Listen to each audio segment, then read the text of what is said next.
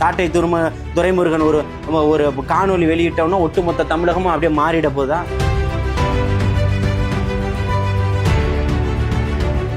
வாவு சிதம்பரனாரு செக்கிழுத்த செம்மல் சாட்டை துரைமுருகன் இவர் சொன்ன உடனே அப்படியே மக்கள் எல்லாமே நீ அவரு ஒரு ஜால்ரா அடிக்கிறாருன்னா அவருக்கு நீ ஜால்ரா அடிக்கிறீங்க. இதுல வேற என்ன பெரிய விஷயம் இருக்க போகுது?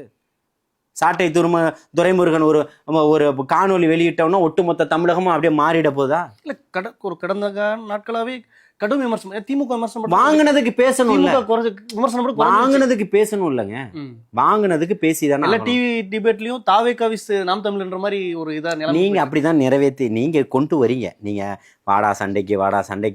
நான் ஏன் சண்டை உங்ககிட்ட வரணும்? நீ வாங்கினதுக்காக பேசிக்கிட்டு வாயை வாடகைக்கு விட்டு சம்பாதிச்சுட்டு இருக்கிறீங்க. ஒரு வீடியோக்கு இவ்வளவுன்னு பேசியிருக்கீங்க. உங்க கூடவே இருந்த ஆள் சாட்சி சொல்லுது. ஜெகதீச பாண்டியன் வந்து சொல்றாரு, மாப்பிள்ளை சாரை பார்த்து எவ்வளோ வாங்கிட்டு வந்தீங்க, உங்க அண்ணனும் அண்ணியும் போய் தான் வாங்கிட்டு வந்தாங்கன்றத பேசுது. நீங்கள் யாரை பற்றி பேச போறீங்க? பங்காளி யார் சொன்னா? அவர் தானே சொன்னார். இந்த ஆர்எஸ்எஸ்னுடைய ஷூவை நான் நக்க மாட்டேன்னு சொன்னது இதே சீமான் தானே. இன்னைக்கு எந்த ஷூவை நக்கிக்கிட்டு இருக்கிறீங்கன்னு கேட்குறேன்.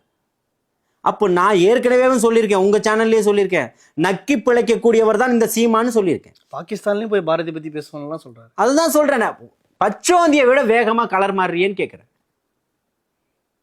உனக்குன்னு ஒரு தன்மானமே கிடையாதா? நிச்சயமா இல்லை, அது வேற விஷயம்.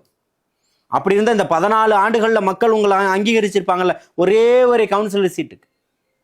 நேற்று கட்சி ஆரம்பிச்ச கமலஹாசனுக்கு ஒரு மாநிலங்களவை உறுப்பினர் கிடைக்கும் போது உனக்கு ஒரு கவுன்சிலர் ஏன் கிடைக்கல?